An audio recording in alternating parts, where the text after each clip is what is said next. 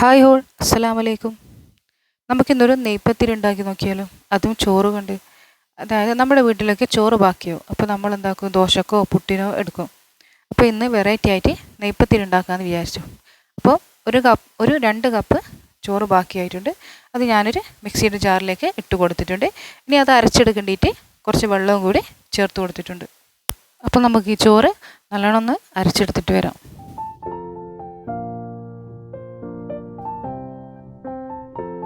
ഇപ്പോൾ ഇത് നല്ലോണം അരിഞ്ഞു വന്നിട്ടുണ്ട്. ഇനി നമുക്കൊരു പാത്രത്തിലേക്ക് മാറ്റി കൊടുക്കാം. ഇതിപ്പോൾ നല്ല ഫൈനായിട്ട് അരിഞ്ഞു വന്നിട്ടുണ്ട്. ഇനി നമുക്ക് നെയ്പ്പത്തിരിക്ക് വേണ്ട തേങ്ങ എടുക്കാം.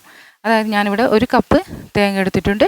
അതേപോലെ ഒരു വലിയ സവാളയും, പിന്നെ അതിലേക്ക് ഒരു 1.5 ടീസ്പൂൺ വലിയ ജീരകവും ഒരു 1.5 ടീസ്പൂൺ ചെറിയ ജീരകവും എടുത്തിട്ടുണ്ട്. ഇത് നല്ല ഫൈനായിട്ട് അരച്ചെടുക്കേണ്ട, ഒന്ന് ചതച്ചെടുത്താൽ മതി. അപ്പം നമുക്കിതൊന്ന് ചതച്ചെടുക്കാം.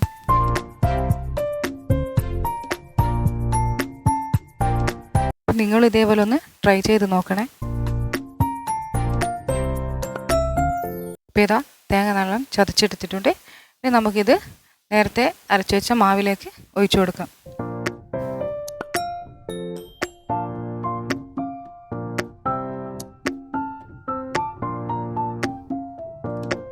ഇപ്പോൾ ഫുള്ളായിട്ട് ഇതിലേക്ക് ഇട്ട് കൊടുത്തിട്ടുണ്ട്.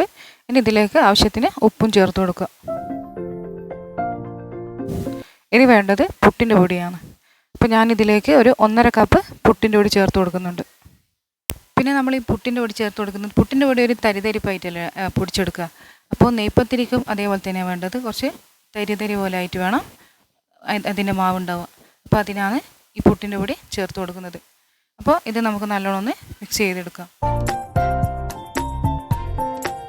അപ്പോൾ ഇതെല്ലാം മിക്സ് ആയിട്ടുണ്ട്. ഇനി ഇതിലേക്ക് നമുക്കൊരു 1 കപ്പ് അരിപ്പൊടിയും കൂടി ചേർത്ത് കൊടുക്കാം. അരിപ്പൊടി ചേർത്ത് കൊടുത്താൽ വേഗം മാവ് കട്ടിയാവും. അതിനാണ് അരിപ്പൊടി ചേർത്ത് കൊടുക്കുന്നത്.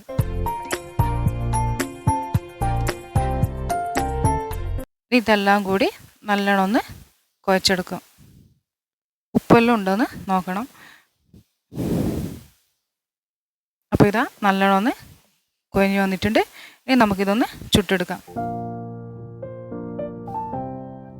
ഞാനൊരു പേപ്പർ വെച്ചിട്ടുണ്ട്. അതിന് മേലെ ഒന്ന് പ്രസ് ചെയ്ത് കൊടുക്കുക. അപ്പോൾ അധികം നൈസാകാൻ പാടില്ല, അധികം കട്ടിയാൻ പാടില്ല. ആ രൂപത്തിൽ വേണം പരത്തിയെടുക്കാൻ. ഇനി ഒരു ചീനച്ചട്ടിയിലേക്ക് ഓയിൽ ഒഴിച്ച് വെച്ചിട്ടുണ്ട്. അത് നല്ലോണം ഒന്ന് ചൂടായി വന്നിട്ടുണ്ട്. ഇനി നമുക്ക് അതിലേക്ക് പത്തിരി ഇട്ട് കൊടുക്കാം.